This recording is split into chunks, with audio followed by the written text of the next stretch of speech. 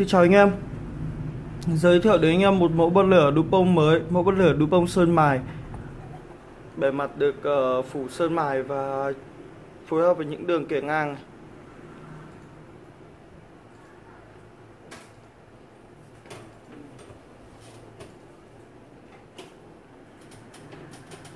Bên dưới thì chỗ để bơm ga và chỉnh ga to nhỏ, đây có dấu cộng trừ, anh em nhìn để ý nhá.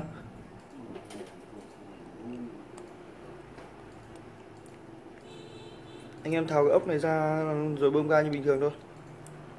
Đấy.